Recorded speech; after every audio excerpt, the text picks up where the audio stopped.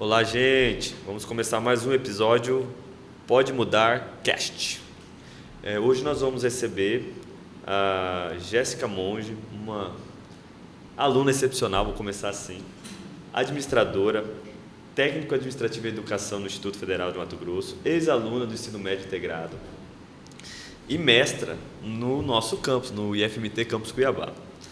E defendeu recentemente uma dissertação que eu acho que é de suma importância para a comunidade mato-grossense até a nível Brasil. Ela discutiu sobre gestão de riscos das obras públicas. Tá? Contribuindo aqui com o diálogo, nós vamos ter aqui nossa aluna Mabi. Se apresente um pouquinho, Mabi. Oi, meu nome é Natália Mabi, sou estudante do curso de turismo do IFMT atualmente. Aluna nota 9,5. Mentira, nota 10. Esse tema é de suma importância por quê? Porque ele acaba congregando vários aspectos. Educação, obra pública, possibilidade de mudança e, principalmente, no finalzinho desse diálogo, nós vamos dar uma atenção especial para o anfiteatro do Instituto Federal Campus Cuiabá, que é um dos objetos de estudo da nossa querida Jéssica Monge, da mestra Jéssica Monge. Jéssica, eu vou começar com uma pergunta. Nós observamos no dia a dia, quando a gente anda nas ruas, está ali de carro, uma obra parada aqui, outra ali, e boa parte dessas obras, quando se estendem por muito tempo, são obras públicas, obras do governo municipal, estadual, federal, e você focou em um objeto específico do Instituto Federal Mato Grosso. Queria que você falasse um pouquinho dessa problemática, como que você enxergou essa problemática a partir da sua dissertação, tá? Oi, professor. Oi, Jéssica. Esse tema de obras públicas paralisadas assim, não chega a ser um privilégio do Brasil. Alguns países assim considerados em desenvolvimento, como, por exemplo, a China, passa também por essas questões de paralisação e atraso em obras públicas. Até países em desenvolvimento, a gente pode ver que tem algumas questões de paralisação e atraso, mas eles têm uma maneira mais eficiente de lidar com essas questões. E aí, quando foi a ideia de estudar alguma vertente para o meu mestrado, e eu me considero uma pessoa assim, bem burocrática, institucionalizada, eu gosto da organização. Metódica. Eu gosto muito da organização. Minha ideia foi pensar em algum problema que pudesse mostrar a nossa capacidade como serviço público para frente à comunidade externa. Então, eu pensei que a gente tinha muitas obras paralisadas, ainda temos dentro do IFMT. Também é um problema geral de Brasil, mas aí eu tive que focar o meu olhar para dentro do IFMT. Então, aqui a gente ainda tem muitas obras paralisadas, né? Como, por exemplo, Campus Barra do Garças, tem mais de 10 anos atrasada, né? O pessoal ainda... os alunos ainda estão dentro de uma sede provisória, né? Esperando a sede definitiva, assim como o Campus Várzea Grande.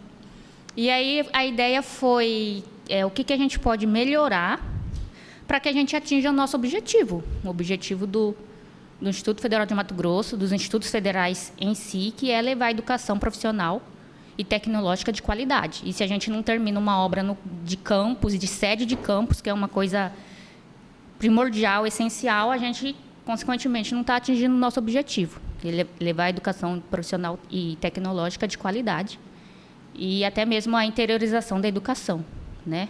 Levar para o interior essa educação acessível a todos. Interessante notar no diálogo com a Jéssica que ela se reveste de uma roupagem científica, isso é muito importante, porque aqui a crítica não é por si, não é uma questão de criticar por si, mas identificou-se um problema e a partir disso você quer trabalhar uma possibilidade de solução. Essa é a parte que a gente observa daquela chamada crítica construtiva, mas que na ciência é visceral. Você tem um objeto para depois tentar achar uma possibilidade de solução. Jéssica, queria que você falasse um pouquinho, depois eu vou passar para a nossa âncora aqui, co-âncora Mab, como que foi essa relação, principalmente com uma das obras que você pesquisou, que foi o anfiteatro? Por que você escolheu esse anfiteatro? Ai, é um tema até um pouco sensível para mim, porque eu sou ex-aluna do curso técnico em secretariado, foi as primeiras turmas técnicas integradas, né, do IFMT lá em 2006. Então, eu fui recebida nesse anfiteatro, fui recebida pela instituição, assim como meus colegas, né, da época. Então, para mim, assim, é bem chocante até, e eu fico bem chateada de ver a situação que está, porque até o final de 2008, quando eu me formei, o anfiteatro estava em funcionamento e a gente simplesmente adorava aquele espaço. Todos os alunos adoravam aquele espaço. A gente participou de palestra ali dentro durante nossos anos ali, palestra, teatro, foi o primeiro contato com o teatro que eu tive, né, de assistir, e de cursos. Então, assim, era uma coisa, eu sou apaixonada naquele anfiteatro, sabe, é uma coisa linda de se ver, que se via, na verdade, né, porque agora ele está simplesmente só a carcaça. E aí foi um dos motivos, porque para mim é uma questão até pessoal, que eu queria ver aquele anfiteatro pronto, terminado, para a utilização de todos os alunos, para eles terem o privilégio que eu tive. Então, foi um dos motivos de eu querer abordar as obras públicas, porque até em um momento anterior de campanha eleitoral para a reitoria, uns anos atrás, eu questionei o então candidato. Falei, nosso anfiteatro, né? Me preocupava, me inquietava, né? E a gente vê que até hoje ele está ali. Então, assim, como ele é para mim uma figura muito importante, eu imagino que os outros campos e outras obras impactem também a vida de outros alunos e comunidade acadêmica. Tem uma questão aí que você levanta. O processo educativo não se trata só de sala de aula. Tem vários outros espaços que essa interação professor-aluno ou a mediação com o saber, ela acontece. E que também envolve nossa trajetória, nossas memórias. Tem uma questão afetiva. Porque você falando, eu me rememorei da minha questão afetiva com o teatro. Foi o primeiro espaço também que eu tive contato com o teatro. E aí tem algo marcante que aconteceu também. Quando a gente fez a transição institucional, né, do modelo de Cefet para o IF, nós tivemos uma palestra, à época, com o reitor da Universidade Tecnológica do Paraná, salvo engano. Dentre as várias coisas que me marcou, porque nós estávamos numa mudança forte de institucionalidade, eu era TAI à época. E esse reitor era TAI. Eu achei aquilo inspirador, porque assim, geralmente aí entra outra questão. O TAI já não tem tanta voz, tanta presença no meio ambiente escolar, mas enfim, esse é para outro podcast, né? E me rememorei isso. Eu vou passar a palavra para a Mab no seguinte aspecto. Ela, enquanto discente de turismo, sabe muito bem que esse processo educativo para fora da sala de aula é de extrema importância na sua formação, e falar um pouquinho sobre essa perspectiva de como, né, se você conhece o anfiteatro, qual que é a importância que você vê desse processo educacional acontecer fora da sala também, em outras interações, e deixar alguma pergunta para a nossa mestra, Jéssica. Tá. Bom, no caso, eu nunca tive contato com o anfiteatro, né?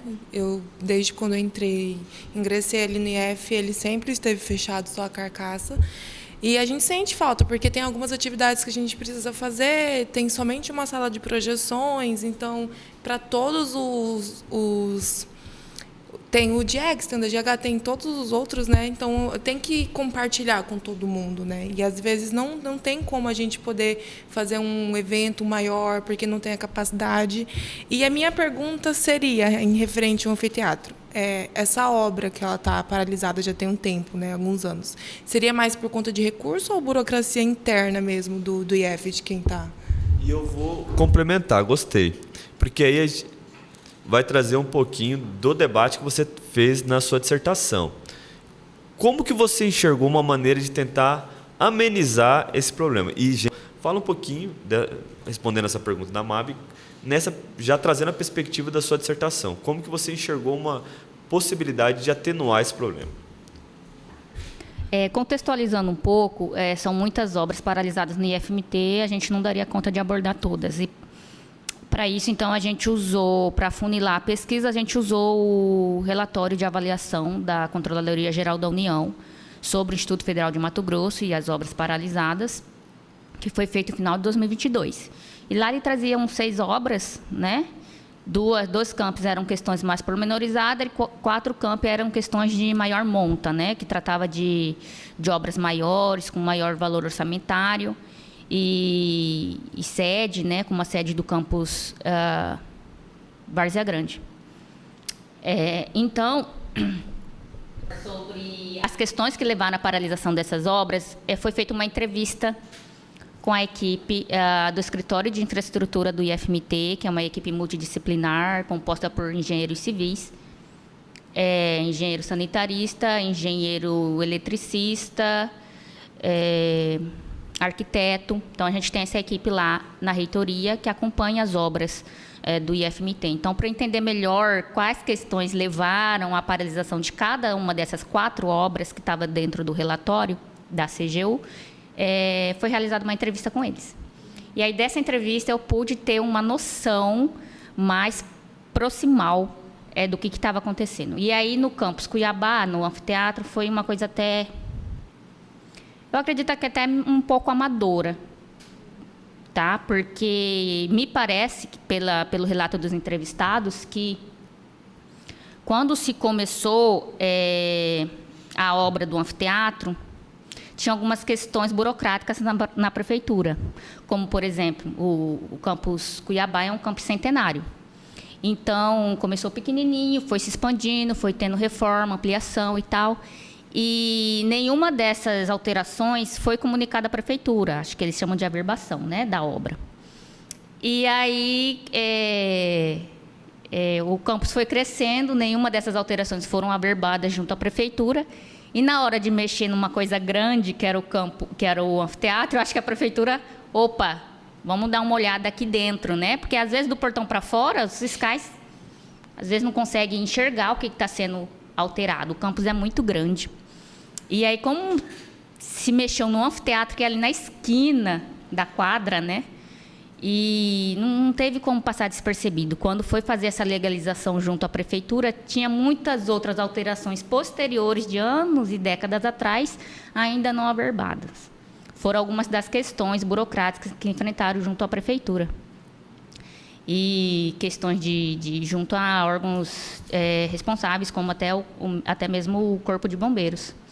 Fora a questão que teve... uma falta de planejamento, porque, se eu não me engano, a prefeitura exige um estacionamento que não seria possível realizar ali, né? E aí, quando se começou a obra, aí começou a gerar questões de execução de infraestrutura, né? Pilastras fora do prumo, esse tipo de coisa. Então, aí a obra foi paralisada pela prefeitura, por questões mais burocráticas, mas quando a obra teve que ser retomada, conseguiu ser retomada uns tempos atrás, tinha a questão de o que já tinha sido feito, além de já tinha passado um tempo e tinha se deteriorado, tinha muito serviço mal executado, né? Uma dessas questões que eu levo a falha na execução das obras do IFMT é porque não existe equipe técnica responsável por essa fiscalização lá na ponta. É uma das questões que leva a uma série de problemas de execução, até mesmo no recebimento de materiais, porque, às vezes, não tem alguém responsável lá para receber o material, por exemplo, na obra lá de Campo Novo, digamos, exemplo. E aí eles não sabem a qualidade do material, apenas recebe. Quem está lá, um responsável, um técnico, apenas recebe. Não tem um olhar técnico daquela qualidade daquele material, se foi aquilo que foi contratado. E o mesmo ocorre na hora da execução. Se executa, e quando a equipe, que é muito enxuta, consegue ir lá fiscalizar, já está executado, né? Então, aí gera uma série de problemas. E isso pode ser visto e pode ser planejado e vislumbrado dentro da gestão de risco. São riscos que acontecem dentro de uma obra, seja qual for, principalmente numa obra pública, que se trabalha com recursos públicos. Então, são riscos que podem ser vislumbrados dentro de uma obra e que podem ser ou eliminados ou mitigados, né? Então, foi essa a ideia de abordar a gestão de risco, porque obra é um projeto. Toda obra é um projeto. E aí você precisa abordar esse projeto de acordo com a gestão de projetos. E dentro da gestão de projetos, a gente tem a gestão de risco. Parece simples a forma com que a mestra Jéssica está expondo, mas por trás tem todo um conceito teórico e metodológico dessa gestão de risco. E ela fez um trabalho brilhante de pegar ali quase o mainstream da área para poder adaptar isso para a realidade do Instituto Federal Mato Grosso. Jéssica, de uma maneira assim mais pontual, quando a gente tem esses atrasos ou essa paralisação da obra, o que mais te, enquanto pesquisadora e também servidora, cidadã, o que mais te incomoda nessa paralisação, nessas paralisações? É a questão do financeiro, é a questão de não atendimento à finalidade pública, é você ter uma ferida aberta naquele espaço, enfim, o que você, enquanto pesquisadora, enquanto servidora, mas não só do Instituto, de modo geral, assim, como que é seu olhar sobre isso? Primeiramente, lembrando que as paralisações e atrasos nas obras públicas na seara ali do IFMT pode não ser só apenas sobre a sua execução, sobre a obra em si, que é o canteiro de obras lá na ponta. Mas pode ocorrer também questões mais burocráticas de orçamentárias, né, de licitação, e a gente tem algumas obras que incorreram nessas questões também. O seu olhar sobre essas feridas abertas, né? Então, me inquieta bastante, porque eu acho que eu nasci para ser servidora pública. Eu nunca tive um registro CLT, porque assim, eu sempre pensei, minha mãe é servidora pública, e eu sempre pensei assim, eu vou seguir a mesma carreira, eu gosto de servir. Tem uma amiga minha que até fala que meu ato de amor é servir. E aí eu gosto de servir. E eu acho que nós, como servidores públicos, precisamos entregar à comunidade, mostrar o nosso valor, porque muitas vezes a gente é mal visto, né? E obras paralisadas, acho que ataca muito pessoalmente assim um pouco de nós todos, né? Dentro do IFMT principalmente. Então, uma das minhas inquietações era isso, mostrar para a comunidade que a gente tem um valor, que a gente está fazendo nosso trabalho corretamente, né? Para não levar aquela pecha que a gente sempre leva, né? De, nossa, mais uma obra paralisada, né? O servidor público não está trabalhando. E a gente sabe que não é bem assim, né? Por exemplo, a nossa equipe de engenharia é bem enxuta, então não vai conseguir acompanhar, 60 obras que está dentro do Instituto Federal, 30 obras que está dentro do Instituto Federal. Às vezes, a equipe tem que viajar lá para Confresa, é um dia só de viagem, né? Então, assim, o que mais me impacta é isso. A gente tem que mostrar, como servidor público, o nosso valor, o nosso diferencial para a comunidade. E a entrega dessas obras públicas é um meio de mostrar que a gente trabalha bem e a gente cumpre nossa função social.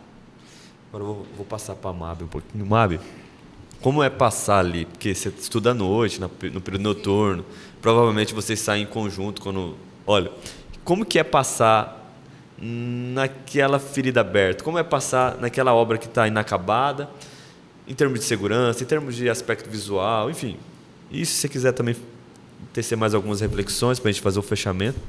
Bom, no caso, quando a gente vai embora com o grupo, né? Todo mundo já tem um horário certinho, porque ficou muito esquecido. Aquela rua ficou muito escura, não tem muito movimento, então assim, já tem que sair em bando. Então, a maioria dos alunos que vão são mulheres, né?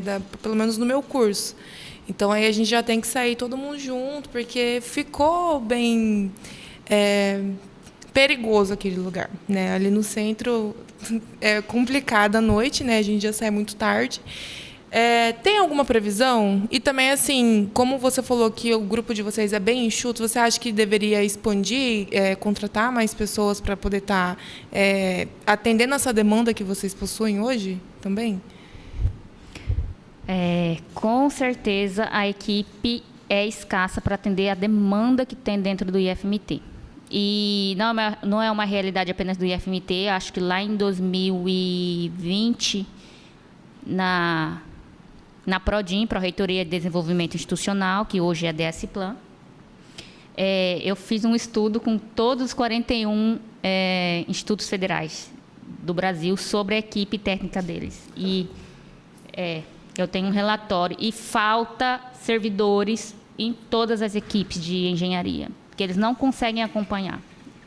A partir de 2008, com a criação da Rede Federal de Educação Profissional e Tecnológica, que os então Cefetes foram transformados em Instituto Federal, teve uma expansão muito grande, não só no IFMT, mas todos os outros institutos federais passaram assim, era campus abrindo, campus abrindo, campus abrindo. E aí, isso é bom, isso é ótimo, mas a gente tem que pensar nisso, nessa ampliação de maneira robusta, consolidada, bem feita, planejada. E com uma equipe escassa, fica complicado, né? Fica complicado, até porque são instituições interioranas, a equipe tem que se deslocar até lá. E uma equipe pequena fica complicado, né?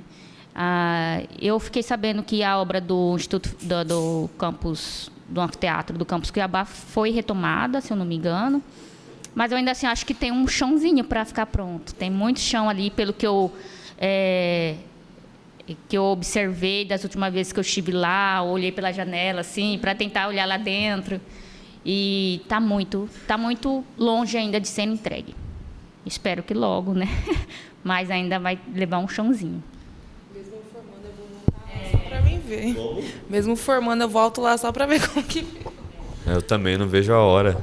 Gente, vamos encaminhando para o final desse diálogo com vou pontuar 2 elementos. Primeiro, como é importante observar o Instituto Federal fazendo pesquisa para melhorar seus próprios procedimentos, suas próprias burocracias. E foi o que aconteceu. Você fez uma pesquisa aplicada, de alto nível, e está dando uma resposta tanto para a comunidade interna quanto externa que o investimento em educação está dando certo. Isso é importante. E vou terminar também fazendo uma dedicação. Gente, vocês não sabem, mas nós não estamos só em 3 pessoas aqui nesse diálogo. Tem 4 pessoas, tem uma pessoinha linda vindo, então eu quero dedicar esse momento que a gente teve. Qual vai ser o nome? Não escolheu o nome? É um menino, né? A Jéssica está grávida, vem um menino aí, mais outro cientistazinho para ajudar esse mundo a ser melhor, mais uma pessoa maravilhosa que vem iluminar, porque eu tenho certeza, conheci o pai e conhecendo a mãe, sei que vai ter uma criação e vai estar fazendo parte de uma família muito bela. Obrigada por vir, obrigado. E obrigado por compartilhar seu saber, obrigado por compartilhar momentos aqui com a gente.